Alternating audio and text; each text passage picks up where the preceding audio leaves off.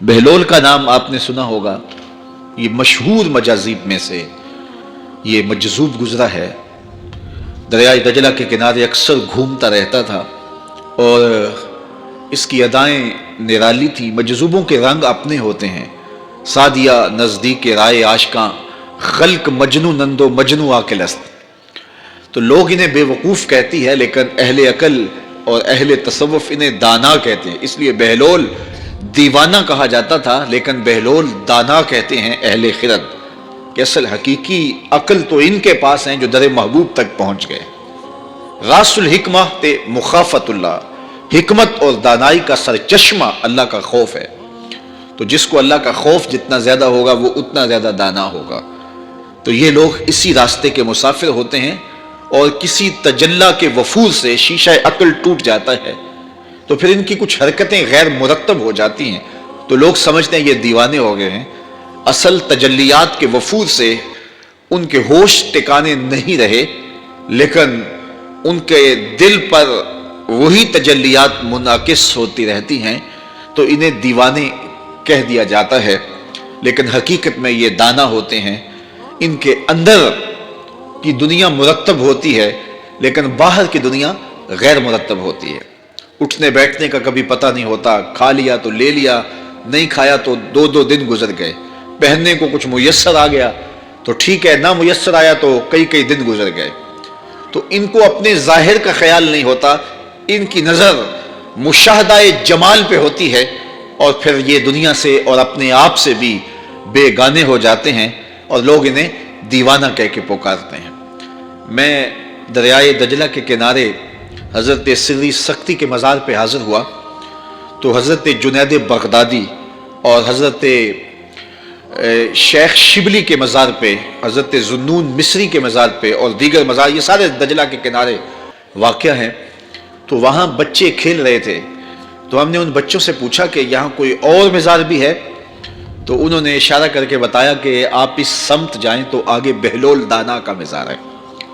تو شوق تھا تو ہم وہاں گئے، تو بہلول دانا کا مزار تھا، باہر لگا ہوا تھا بورڈ، تو شکستہ سا مزار تھا، ہم اندر داخل ہو گئے تو میں نے بہلول دانا کی قبر دیکھی کہ اس کی قبر کے اوپر جو غلاف پڑا ہوا تھا وہ بھی آدھا تھا اور پھٹا ہوا تھا۔ میں نے کہا فقیروں کی جو علامتیں ہوتی ہیں وہ مرنے کے بعد بھی پائی جاتی ہیں، آج بھی مجذوبیت کا رنگ اس کی قبر پہ نمایاں ہے۔ اور میں نے دوستوں کو کہا جو میرے ساتھ تھے، میں نے کہا دیکھو کو جو ہوتے ہیں نا مجذوب، بعض کا کپڑے بھی واجبی ہوتے ہیں ان کے اوپر، تو یہ دیکھیے کہ اس کا غلاف بھی جو ہے وہ آدھا ہے اور وہ بھی جگہ جگہ سے پھٹا ہوا ہے، تو اس کی قبر بھی اس کے جذب کی کہانی سنا رہی ہے۔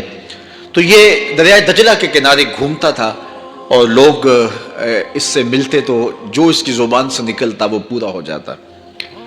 تو ایک دن دریائے دجلہ کے کنارے یہ گھوم رہا تھا کہ ہارون رشید اپنے مکان کی، اپنے محل کی چھت پہ ٹہلتے ٹہلتے بہلول کو دیکھتا ہے، تو خادموں کو کہا کہ ذرا اسے میرے پاس حاضر کرو۔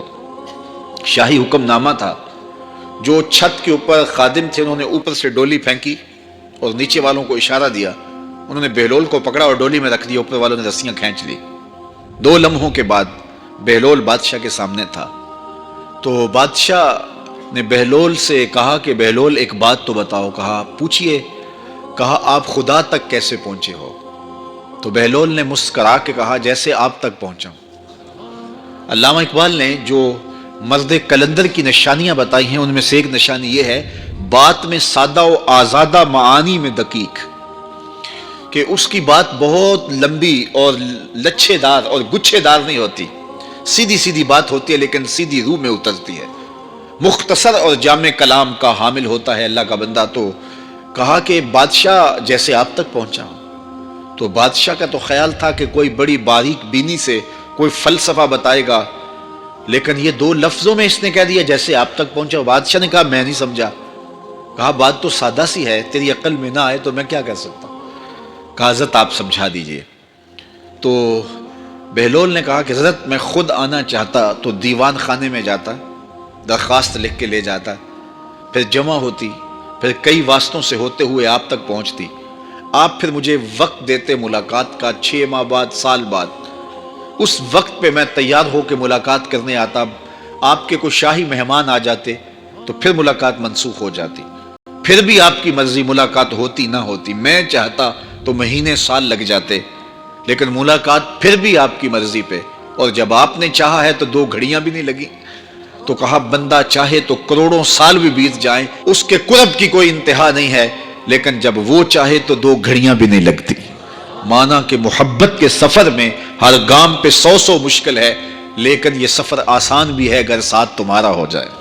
تو کہا کہ قل ان کنتم تحبون اللہ فاتبعونی یحببکم اللہ، کہ اگر تم اللہ سے محبت کرتے ہو تو آسان طریقہ تمہیں بتا دیتے ہیں، میرے محبوب کی چوکھٹ پہ آ جاؤ، اللہ اکبر، جس کو تم ڈھونڈنے نکلے تھے وہ تمہیں وہاں مل جائے گا، اور تم اس سے محبت کا دعویٰ رکھتے تھے وہ تم سے محبت کا دعویٰ کرے گا، اور پھر جب تم اس کے محبوب ہو جاؤ گے تو پھر جو تم کہو گے وہ کیوں نہیں ہوگا، کیونکہ محبوبوں کی تو بات مانی جاتی ہے نا۔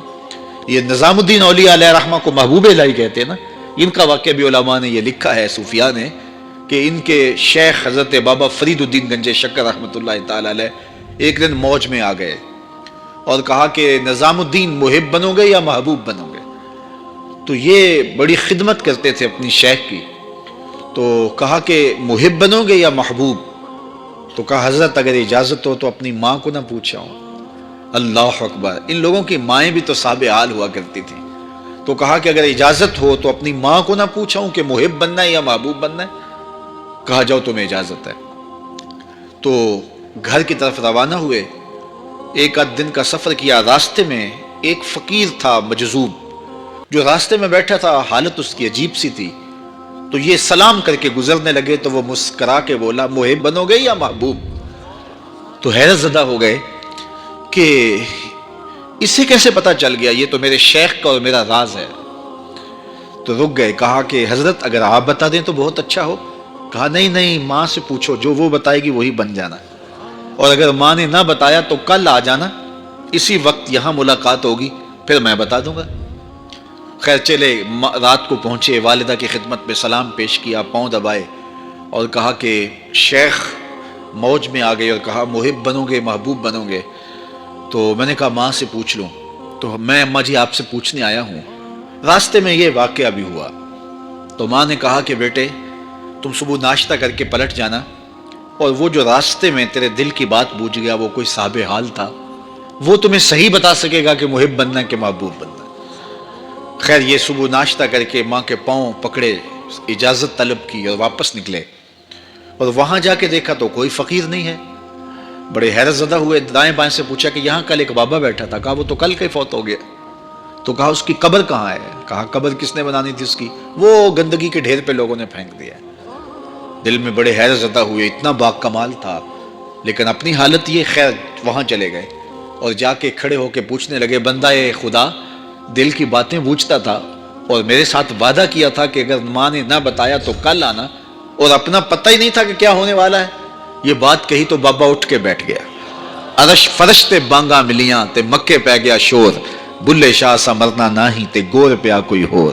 ہاں اٹھ کے بیٹھ گیا اور کہا کہ نظام الدین محبوب بننا محب نہ بننا، محبوں کا یہ حال ہوتا ہے، نہ کفن ملتا ہے نہ دفن ملتا ہے، محبوب بنو گے تمہاری قبر پہ بھی میلے لگیں گے۔